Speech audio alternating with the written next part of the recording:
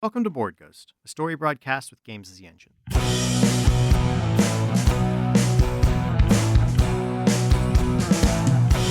If living is a highway, then heaven is a bus stop. Been waiting for a minute there, or has it been forever? We believe you're out there, hungry for stories for shared experiences. We can't see you, can't hear you, yet we will play for you. This night's offering is a continuation of our game of Home by Dark by James Olson, and we're using the epic rules that give you a childhood Act 1 and an adulthood Act 2. So you're playing the adult characters in Act 2.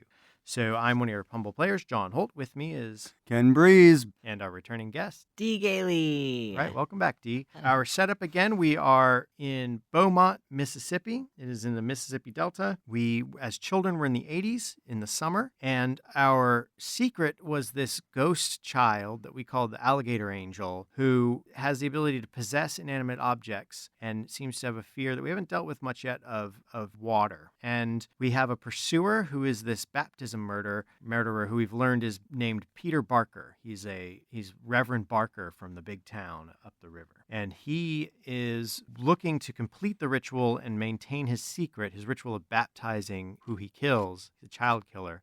And his goal is to collect the souls of the lost children particularly. The danger is this angel of death of children who has the ability to kill kids and sort of bring about these biblical style plague-like illnesses, and lives and manipulates darkness and shadow, and also seems to bring a blanket of silence with it where it goes. As kids, we basically tried to puzzle out what was going on from this ghost angel child thing, and we're able to get a clue and eventually learn who this person is. Maybe not what they mean, but that somehow that this person is significant. That they're connected to the to what was angel. going on. Mm-hmm. And that's what we learned as children. So as children, Ken, who were you as a child? I was playing Benji the Booger Eater, who is about an 11-year-old boy, a very low self-esteem, from more of a poverty background, overalls, no shoes, buzzed head. Out of his left ear is a pretty big divot, his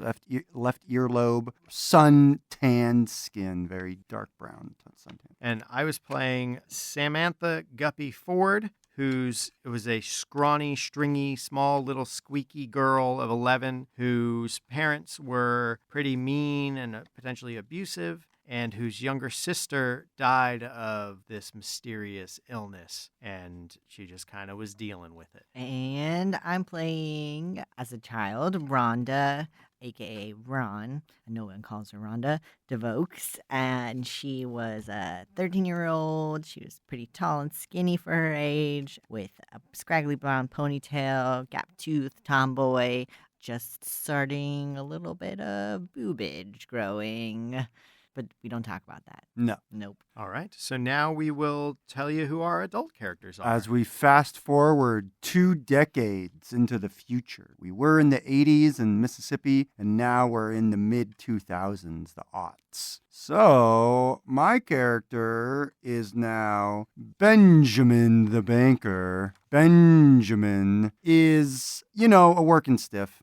He wears a gray suit and a red tie. He works at the bank as a personal banker. He is pudgy and bald. He is depressed, and his child sort of accident that left him with a divot in his ear has only continued to be more pronounced, as it looks more like a crag or some sort of cleft has been obviously missing from his left earlobe. Benjamin has definitely stayed in contact with his childhood friends, but he's really sort of left the stories of childhood behind. He does not believe in the alligator angel, or may have even just forgot that even happened, or maybe buried it because it was kind of scary. There was something incredibly horrific about Reverend Barker, and seeing him as a child really scared Benji. But Benjamin is not, doesn't believe in that type of stuff. He has stayed in the town of Beaumont, Mississippi, become a banker, and is sort of, like the bank manager, sort of personal banker to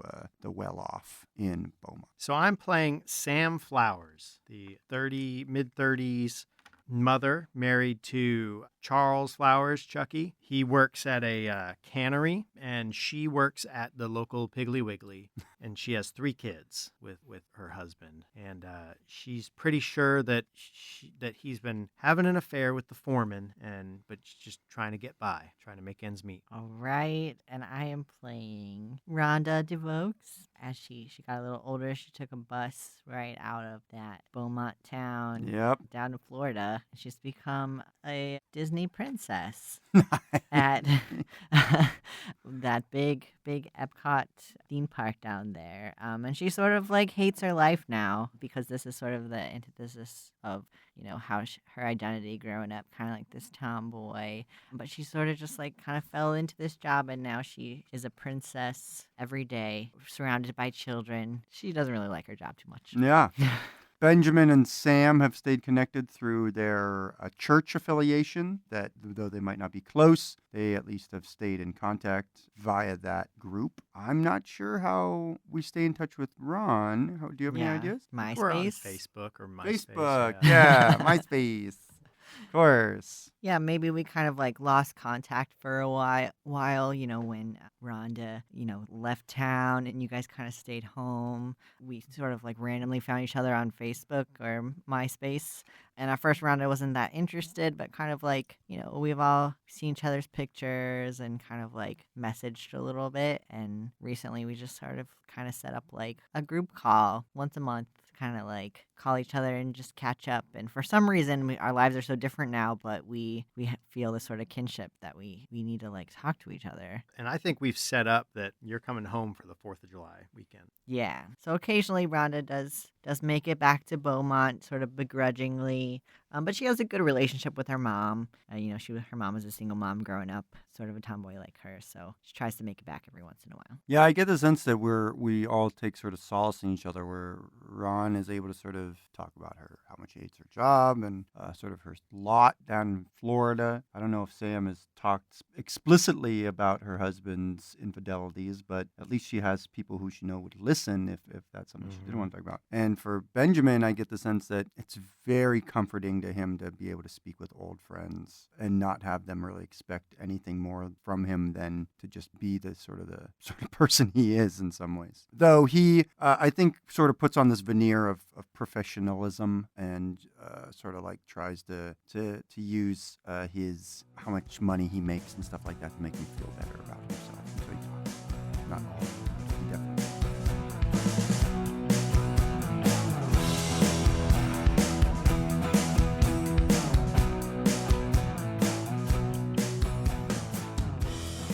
I will start with the first scene. So this is Benjamin the banker. Rhonda's in the scene.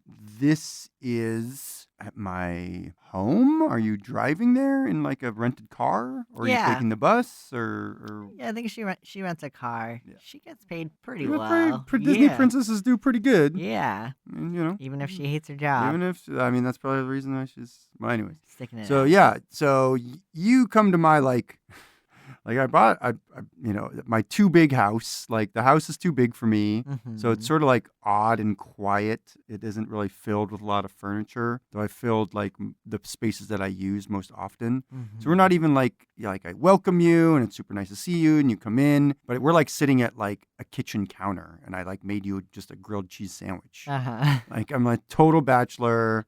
I'm like, I'm in my mid-30s. Like, I have but seeing you, there's like, whatever, some sort of sparks that are sort of going, or for me at least.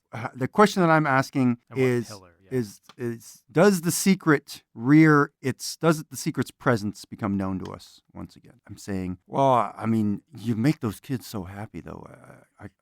Isn't that worth it, or at least a little bit? And Ron kind of laughs. And she's like, "Oh, I don't know. Most of the time, the kids are real happy. This is sort of their vacation. So, the first timers, and then you get some that are just like complete brats that, well, they just get this kick out of. They're trying to make you break character basically, and they're so strict. They're so strict all the time. Like, be a perfect princess, and so you can't say anything to these brats who are just like trying to make you break. And I mean, it just like at the end of the day, it's sort of sometimes I just want to, I don't know, like just cry. I mean, it can be awful, but I guess there's some good things about it. I don't know. Yeah, kids can definitely just be real jerks sometimes. But there's something about them. They still believe in magic and fairy tales.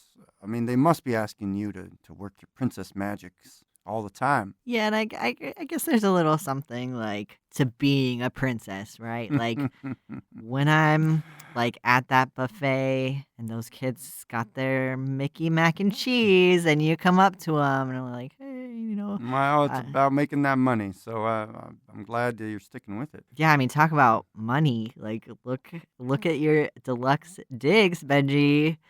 I mean, Well, I'm glad you like them, Ron. I mean, it's kind of. I mean, it's a little tacky, right? I mean, Tacky? What do you mean? This is one of the best houses in Beaumont. yeah, but Well, like. for this price range. Do you really need all this space? Like you're talking about kids. Like when are you gonna pop out some kids? Like what's your? You know I can't do that. There are not many prospects for me in this town. Let's talk about something else. Do you remember that old radio you thought was magic? Oh my god, I haven't thought about that in years. Do you remember? I was just thinking about you coming back home, and that is one of my favorite memories of your crazy idea that you had a magic radio. Well, I mean, it wasn't just my idea. Like I can remember, like, we would all mess around with that thing. Like what was it like in my basement? There was like I don't know some kind of Ouija board thing going Ouija on. board? Oh, you were dealing with the devil? Oh my gosh! Like it's a game, Benji. All right. You and your gotta bring your religion. Your No, Satan Rana, and- you were a wild child. I don't begrudge you experimenting, but you turned out all right. Look at you. You're Yeah. looking more beautiful than ever. Oh well, thank you. I mean, I guess it's like they really keep you on a strict physical conditioning there, like requirements for my job. Like let me just say that they need those certain measurements to fit into the costumes. Yeah, I kept that one Bible that Sam had hollowed out. Oh yeah, she gets to like stash stuff in there, right? I've been saving it for her. I want to give it to her, just as a keepsake. It's I think she's been bummed out, but I'll get it. We should take a look at it. And Benjamin does. He finds the old 20-year-old Bible now. Its pages yellowed, dog-eared, and brings it out, opens it up, and what is inside? As you open it, there's like a buzzing, and out comes, it looks like some mud wasps or paper wasps had been nesting in this thing, and they fly out at you, Rhonda. When Benji grabs that Bible and there's sort of this like humming sound, Ron immediately like she starts to kind of like shake, and then as the Bible opens and these wasps fly out, she just flips out. She screams and kind of like flails back from the Bible and kind of like knocks it out of Benji's hand. And she's like, oh my god, what? And she like kind of like backs up against the wall and it's like, what is that? Like, oh my god, I'm allergic. I can't be around those things. I didn't know they were in there. I got some raid over here. Don't worry, I'll get them. Oh my god, she's just like kind of like huddled against the wall, like petrified by these wasps. And she's just like remembering a time like as a child when they were digging through that old, what was it? It was the Gator Shack, and they knocked over she was by herself. She knocked over a wasp nest that formed in the rafters in there, and she was just stung all over herself. And ever since then, she kind of suppressed this memory and is only now remembering that she's afraid. Spraying the wasps dead, Benjamin goes back over to the book to collect it. It's open, and it seems that the wasps had, in fact, been sort of creating a nest in there. Oddly enough, they created a nest using the old scraps of photo that were in there, as well as the other materials that they were bringing in. And the shape of their nest is in the shape of a baby alligator. Its forehead is the face, the young face of Peter Barker. And I think now's the time to roll. So you So succeed. we succeed. And it all comes crashing back everything that happened to both of us, as it were, during that summer. Mm-hmm. And I think we just sort of look at each other and are like, what? And we start to have a conversation about those things that we remember. It's the mid-aughts, it's summer, and we're bringing the cooler, the whole crew, we're going out to Sully's swimming hole. Yeah, we are. Rhonda's joining us, Yes, and she so is. is Benjamin. Yes. I've got the station wagon full of kids, All three of them. And they're like a couple of them brought friends, Yep. and so it's a minivan actually, and everyone's crammed in there. Like you have a couple kids in your lap, you've got a kid in your lap. Chuck's already like 3 beers in, so I have to drive, and we're going through this bumpy, like partially unpaved road. I'm gonna say that the pillar we're gonna deal with is the danger. Yes. And the question is going to be, can we recognize that the danger has a hand in what is happening? We get to the holler and we unpack everything. Chuck sets up the grill. I put out some food on a folding table, and the kids are like running around. A couple are jumping in the hole and swimming. Yeah, we're at the swimming hole, and I finally take the lid off of a potato salad and open a bag of chips, and like, Ron, it is so good to see you. It has been too long. Hey, girls, get your brother away from the swimming hole. You know he's too little to be swimming. And Charlie's, put down those sparklers. Your mom said you are not to play with no fireworks today. Wow, Sam, you have really turned into quite the mom. That's got a whole brood here going on. You don't want to mess with this mama alligator. I'll tell you what, this is probably the most relaxing that I have had in a little while, and I'm so glad you guys are coming out to enjoy it with us. Well, thank you, Sam. That's real nice of you. Friends getting back together, it's a great, great day. We just kind of drinking, we're eating some burgers and stuff. Everyone's playing. It starts to get like the sun's getting a little low. Chuck shoots off some bottle rockets, and the kids are all cheering, and everyone's having a good time. Kids are playing tag as it gets a little darker. And you guys tell me about the book. Yeah. And how you opened it up again. And I'm like, oh, guys, really? I forgot all about that. So did I. That was right around when my little sister passed. Yeah, that was It was a tough summer. pretty sad. But Who was our boogeyman? I forget.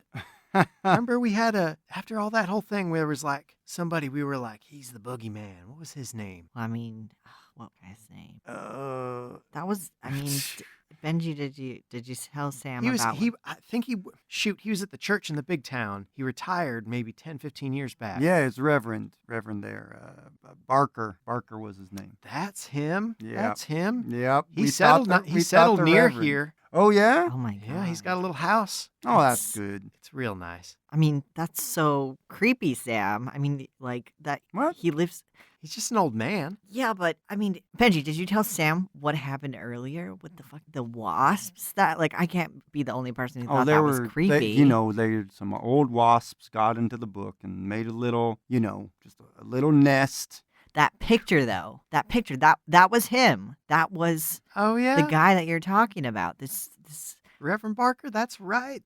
That was I weird. remember that was funny. That was a coincidence. That's for sure. No wonder we thought he was a boogeyman. He was in that He same was photo. yeah, that's funny. That's real funny. But you guys you saw his picture again in the book. You still have that hollowed out book. That's what the funniest thing was, that those dang wasps, they tore up every other part of that picture except that face. And that Wow, face that's something. was in there on that nest. Yeah, who knows? The intelligent design, nature. There's a scream from down by the watering hole, and the little boy, my youngest boy, runs up and says, "Mommy, the girls, mommy, the girls." We rush to see everyone's what's going on. All right. concerned. So the swimming hole is actually like kind of like red and roiling, Mm-hmm. and in the center of it are face down are the my two girls. Holy shit! All right. And what's happening? What's happening? Oh my God, Chuck! God. Chuck is like stumbling drunk and like, yeah. like, what's going on? Uh, What's happening? I think Benji in his his board shorts with his big paunch sort of hanging over his hem of his shorts. He throws himself into the water and sort of belly flops and is like And sort of it's- like Yeah. and the water's very hot. yeah. Oh, Like weird. it should be Yeah, cool, and you yeah. actually have to like get it. You have to back out of it. Yeah. Ah, What's happening? Why couldn't you go in there? there's some sort of geyser or something, a mineral deposit. It's heating everything up. Something's not right. Something's not right. What is going on? Oh my god. I get out of the water and I'm just red like a lobster. So I think we'll roll. Ooh, Damn, son. It's a push. I'm just like breaking down, like bawling, trying to keep it a little bit together as I like hold my boy. And my husband is just like losing his mind, like crying as the two girls are like zipped up into body bags and taken in an ambulance away. The water now is all calm. And as like my husband leaves in the ambulance with the bodies, and I kind of like stoic, like wipe a tear away and turn back to you and go, "It's back. Whatever took my sister, it's back. We need to talk to Barker." And there's our scene. Okay, so I think that in this scene, because I would like to have all three of us again in this scene, Sam is very upset and noticeably determined. I think that Ron will try to like kind of console her and just be like, are you sure you want to do this, Sam?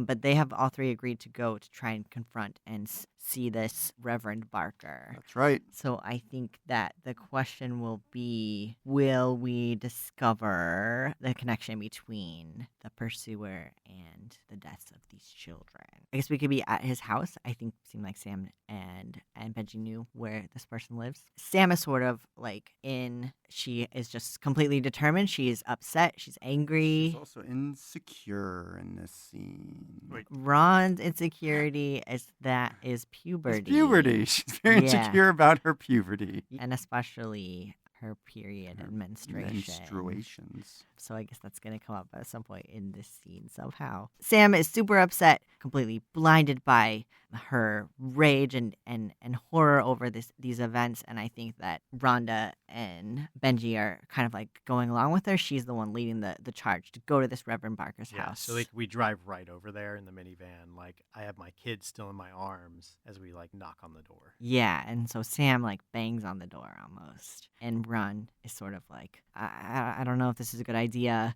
I mean, he's got to be in his mid-60s at this point. Don't expect him to move too fast. If he doesn't come out in 5, I'm gonna bust this thing down. All right, so Sam bangs on the door again, and then you see the curtains beside the door sort of rustle, and then the door creaks open, and there's this sort of older gentleman. He's got kind of like silvery fox hair pulled back into this low ponytail and dark eyes. And he's a little stooped over, and he says, "Yes, can I help you? You can more than help us. What is it, my child?" When we were kids, something told us about you. I'm not sure what you mean. Are you little Samantha Flowers? That's your name now, right? You married that Chuck Flowers? Yeah, if you remember me at all, I was a Ford then. Oh, you were at right. my sister's funeral. That's right, I was. Your poor little sister. Yes, she's in a better place now, I think. Is she? Well, as we know, as the Lord teaches us, the little lambs are so innocent. It's such a shame when they're taken from us, but truly, she must be in a better place now. Listen, Reverend, we got some, we had a real dog of a day, sir. And my friend is in a state. Her children have been lost to us, sir. And Ron she's a little bit disturbed by this, doesn't really know. She's not a religious person, doesn't know, isn't so familiar with these preacher types, but There's a flash, like a steel comes over the eyes of this Barker, and he kind of becomes more erect, stands straighter, and smells the air. And like his tone changes and goes, "One of you is unclean." Ron just sort of like looks around at the other people. It's like, You can see Benjamin sort of like get a little paler as those words are spoken. But he says back, "Sir, we need to know what your experiences were with Sam's younger sister, because there's that sickness might be coming back from the waters. Something happened in that swimming hole, and those kids, something hurt them. Something follows you like a stink. One of you is unclean, and one of you is on their moon. and at this point, Rhonda is like, What? What? She's obviously like embarrassed, but also I think And he's kind of like grown in stature Yeah. too in this. Like he's she's kind of stammering. What? Wait a second. Are you talking about menstruation? What? What the fuck is your problem, man? do not use these words in my house. We're not even in your house. We're on the porch. We know something. You're a creepy man. Now's a good time to roll. That's it, right? Yeah, right. It's like perfect time. So you succeed. That's The Reverend Barker makes a speech. He starts now. to like just Yeah. like extol like Yeah. the innocence, the filth. I will purge the filth, and that will draw the sickness from this place. If I can find the unclean, the lost, the souls of those who are lost and filthy on their moon, without the cleanse of the Lord, if I purge of this, then, like the blood on a door jamb, that death will pass from this place. I will lance the boil that you have risen. etc. Etc. And you're able to piece together that somehow he thinks he takes actions that Yeah. like put this at bay. Mm-hmm. Mm-hmm. Yeah. Yeah, I think that like his remarks about children, especially and purging, we know, especially by his creepiness, that he has something to do with these deaths of the children, and we are definitely suspicious of him. So Ron sort of is like so upset by this, she like grabs Benji and she's like, "You are fucked, mister," and she like grabs Benji and Sam and sort of like tries to run away. I but think then we all get in the basically- car. Yeah, we pile back in the car. And the radio crackles. The radio crackles. That's a great segue, actually, because that is my question. My pillar is the secret, and my question is, can we contact the angel? That is my question. We're back in the car. We're driving away. For whatever reason, yeah, we were listening to... I put on some Yeah. gospel music, Yeah, or country, just exactly. to be like, Yeah, I just need to clear my head. I just need some Winona to clear my head. exactly. And as you do that, I mean, the radio starts to crackle. The songs are playing, though. Maybe it starts just like cycling through the channels. So Yeah, it's yeah. sort of like mixing all of the songs together into sort of a jumble. Yeah, it's sort of weird. And I'm like, something's wrong with your radio, Sam. Sam and I are in the front seat. You're in back, Rhonda, with the younger boy and trying to console him. And as the radio crackles, he stops crying. I look at you, Sam, and I say, the magic radio. Maybe it was real. What are you on about? Don't you remember? Ron's magic radio. Angel was in it. I just remember her teasing me about. I mean, I couldn't read real good. I just remember her teasing me, using that Ouija board and teasing me. I wasn't teasing you, Sam. I didn't know. You were rubbing it in. That's not true. That You that's still just look not down on true. me because I can't read good. That's not true, Sam. And you can get help for that. Like there's I just don't- classes and You know it's real hard for me. meanwhile the radio is still sort of crackling. Indeed. And And, I'm playing with it and trying to zero in on it. I think now The little boy laughs. Yeah, He's like, yeah, little "Mommy, boy is like he's mommy." being tickled, sort of, or just joyously. Yeah, definitely. We all sort of are starting to feel the horror sort of receding of what we just witnessed. And yeah, I think it's time. I think it's a good time. It was not a success, unfortunately. The radio shorts out and just like starts smoking, basically. Like Yeah, we hear I pull the panel of it out. Yeah. And like just have to throw it Yeah. smoking and sparking out of the car. It's like it's almost like there's a crescendo of sound, like something's trying to be said, but it sort of turns into just like this screech. and the little of boy Sonic. like covers his Yeah. ears because to him it's like deafeningly loud. Exactly, Mhm. exactly. And unfortunately, we are not able to contact the angel this time. This is the following day. Chuck has gone to the airport to pick up his folks who have come into town. The cops come by, and Ron is staying at our house. So the cops come by to ask questions about what happened, what was going on. This is going to be against the pursuer. And the question will be, are we able to put the authorities onto the pursuer, to cast suspicion on the pursuer? Yeah. Okay. Ron, there are two officers at the door. Can you come with me and talk to them? I cannot deal with it right now. Sure, Sam. And I just got I just got little Chuck down to bed, and his ears, I still think he can't hear out of one of his ears. I don't know what happened with the radio. I don't know. Today is so fun, Sam. I mean, I'm sorry. I know I should swear around kids. I mean, He's asleep. It's all right. He's heard worse. yeah, of course. Whatever you need, Sam. I'm here for you. I can All help right, you. well, come. They're gonna have questions. We're gonna help me get through this, please. Should you? I don't. Should you have a lawyer? I mean, I don't trust these like podunk cops, and No, I especially know. with We that, grew that up. creepy reverend today, and he like lives here. Look, one of them's Throper. We've known him since we were little. Throper was in Sunday school too. He'll be kind. Come on. All right, so we open the door. I say, "Oh, Throper and is it Officer Kane?" Throper always, Sammy. What's going on, girl? I heard about your boys. I heard about your girls, and I am so sorry. Let me just get you guys some tea. Do you want lemonade or tea? We both have tea, hun. All right. Sweet or extra sweet? We're- Sweet or unsweet? We're on the clock, so we'll have just regular sweet. All right. Well- And she kind of hustles back to get sweet But tea. who's and this leaves extra Ron. sweet right here? Ron kind of like curls up her nose at this guy's, and it's just sort of like standing awkwardly around, and she's like, "It's Throper and you like made out a couple times. yeah," and she's like, "It's me, it's Ron." Oh, vision, beauty. Yeah, I guess. She's just kind of like awkwardly standing around. All right. All right. Hey, why don't y'all come and have a seat? Okay. Well, what seems to be the problem, Sam? Well, problem is, that there's my two girls. I don't even know how, but we've lost them. The results ain't back yet from the autopsy. We will have information for you, Sam. You can take that to the bank. The other day, we went over by old Barker's house right after. Oh, Barker, is that buzzard still alive? Yeah, he's still up there near the holler. But something didn't sit right. I don't know what got into us. Some bug got up in our butts, and we just had to go over there and. Oh, makes sense. You go find a holy man after such a traumatic experience. No, it's not that.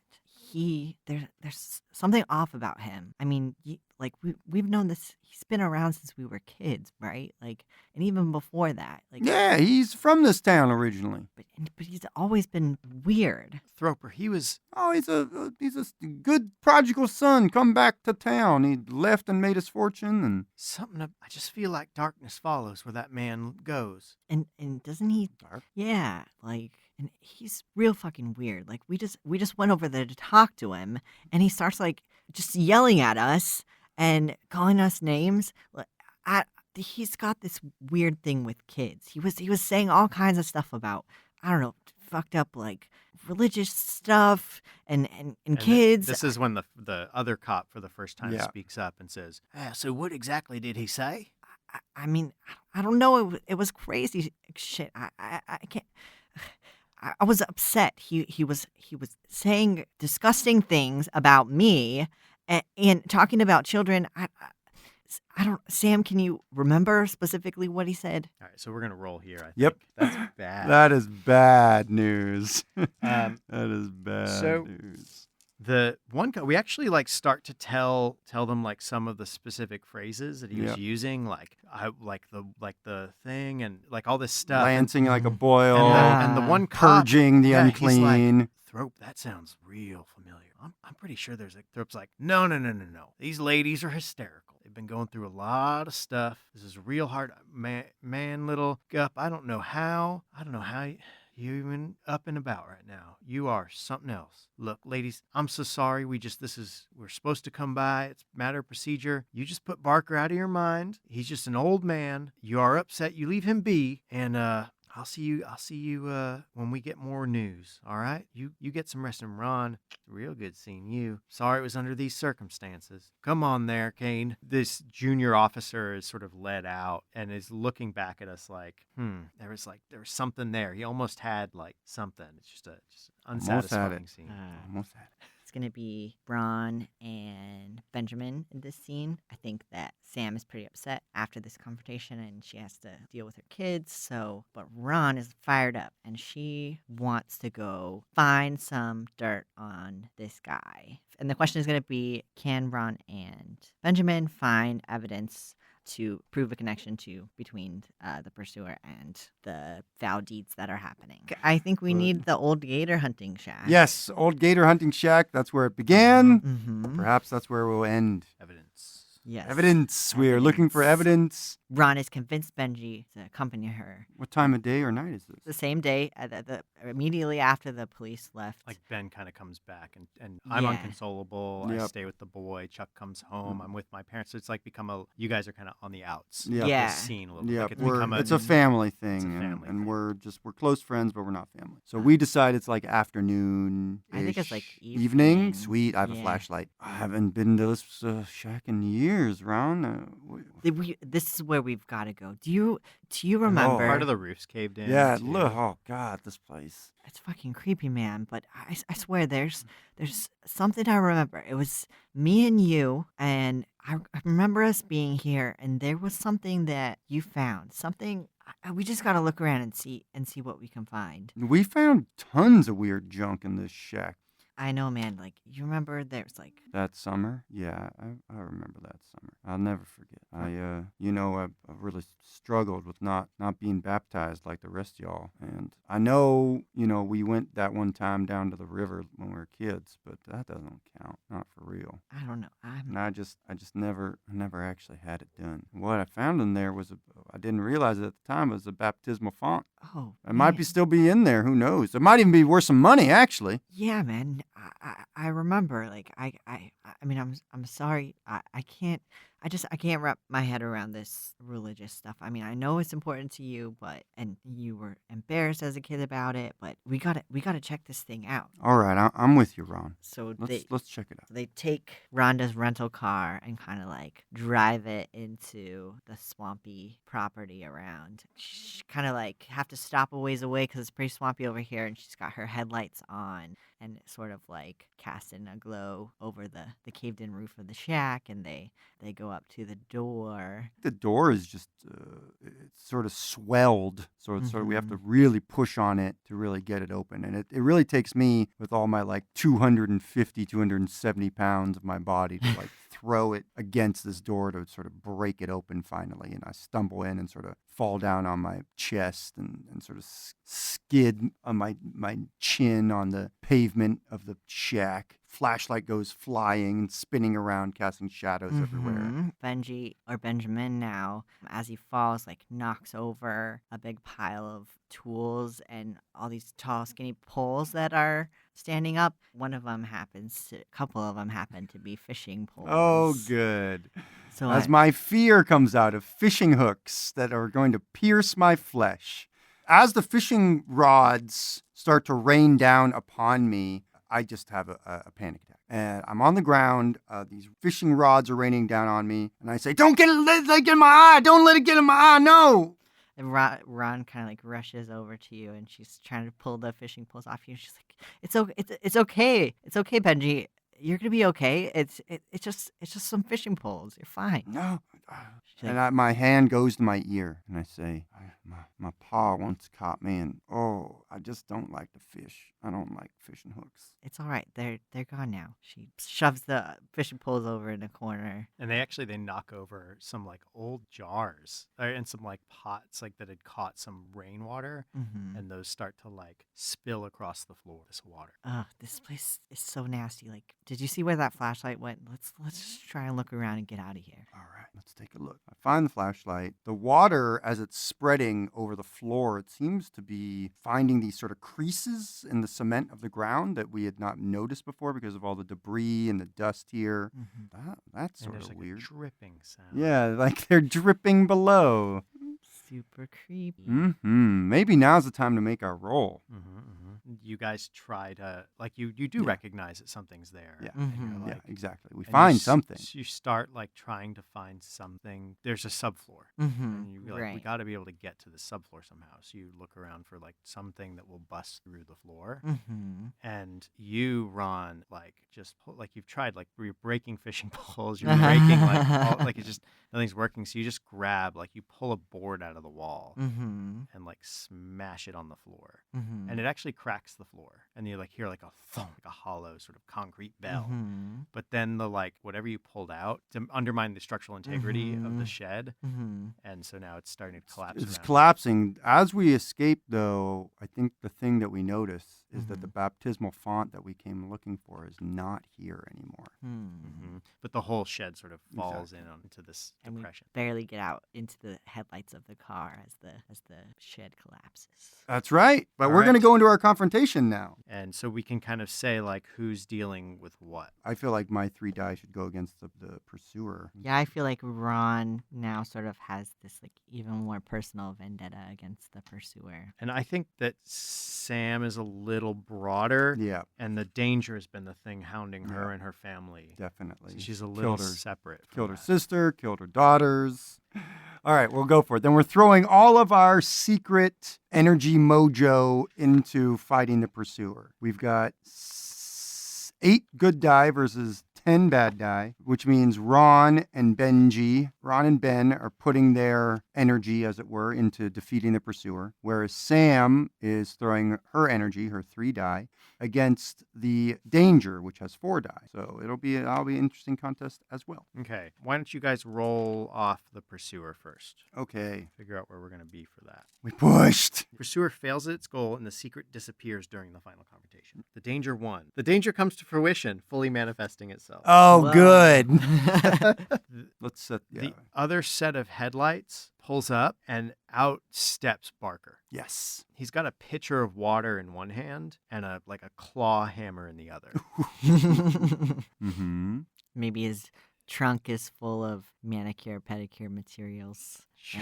and bleach for Aw. bathing. He comes up on you and is So we just came out of this crashing down thing. Basically, we're shocked. We're shocked. Yeah. We see him show up, but it all makes sense somehow. Ben is like, I knew it. I knew there was something wrong with you. I knew there was something off. You motherfucker. It's your fault. You've been hurting people. I've only hurt those who were lost. I've saved so many more.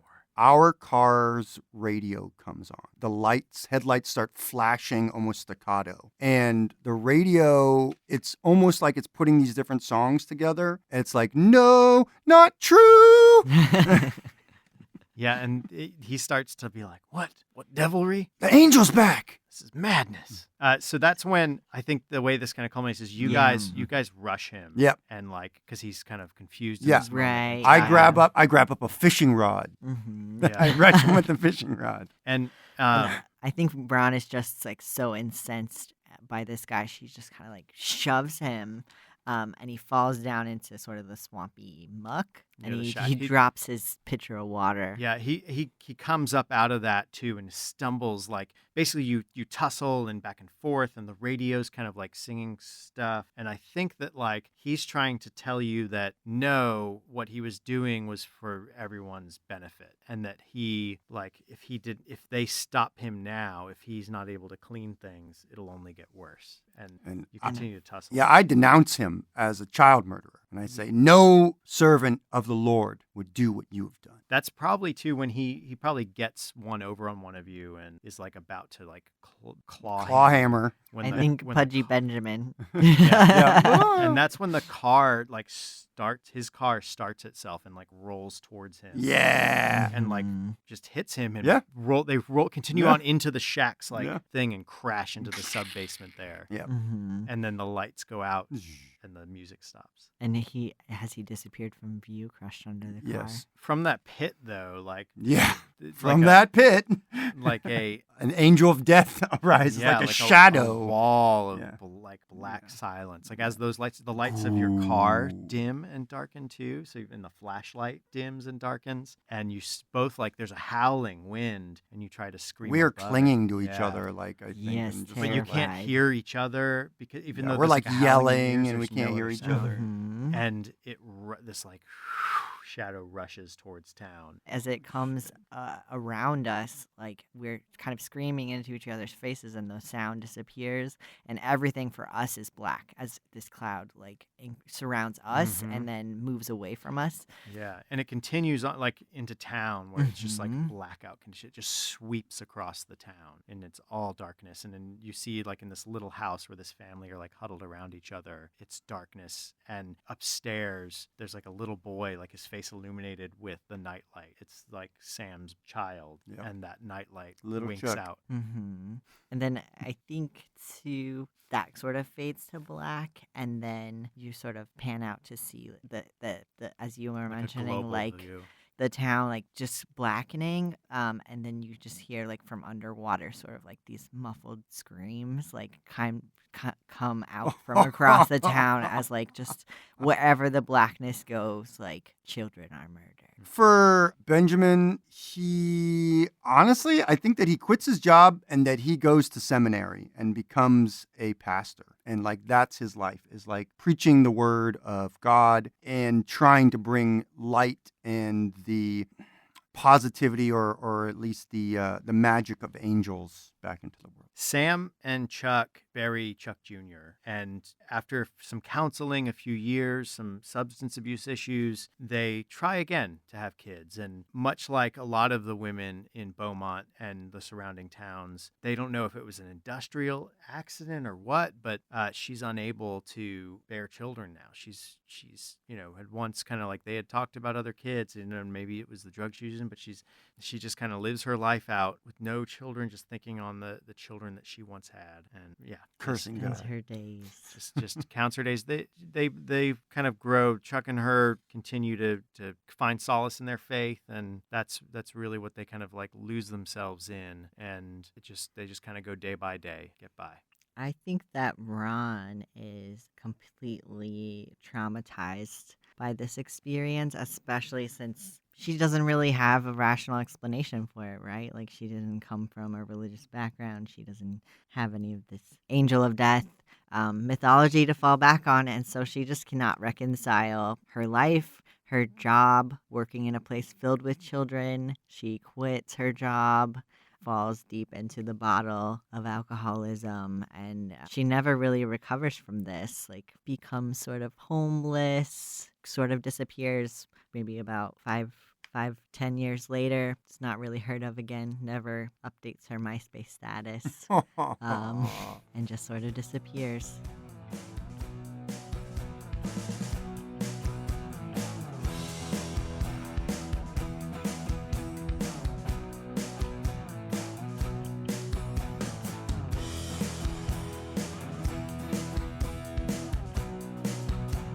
With that, our story ends. We will return again with a new tale to spin to dare to entertain.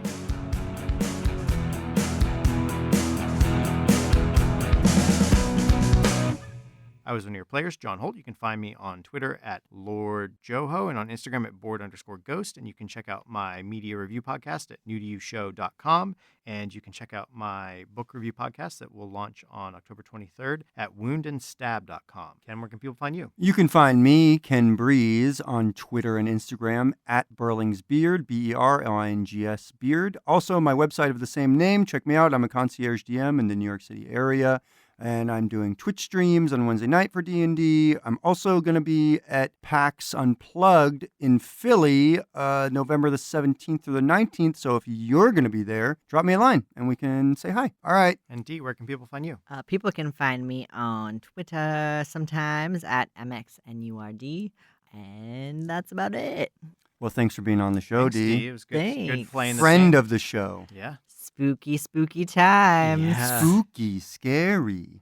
Pretty brutal. Yeah, great story. Great. All Yeah, right. It's a good one. So to learn more about the players and the engine in our story, visit our website, boardghost.com. And also, while you're there, go follow the link to our Patreon if you like the show and you want to help support us in doing it. We would definitely love your support. So go to our website where you'll find our Patreon link to our Patreon page where you can help support the show. Any little bit helps. You can attempt to pierce the veil and contact us at Board Ghost World on Twitter. Shout out through the ether if you have desires we can fulfill. Leave reviews and comments on iTunes, your preferred listening portal, and take a moment to subscribe so you don't miss out on the latest episodes. We'd like to thank Pat Couples for our theme song and interlude music. You can find more about Pat at patcouples.tumblr.com or on his band's website, hotelsandhighways.com. If you're not alone in the void, share our stories. The more they are consumed, the truer they become.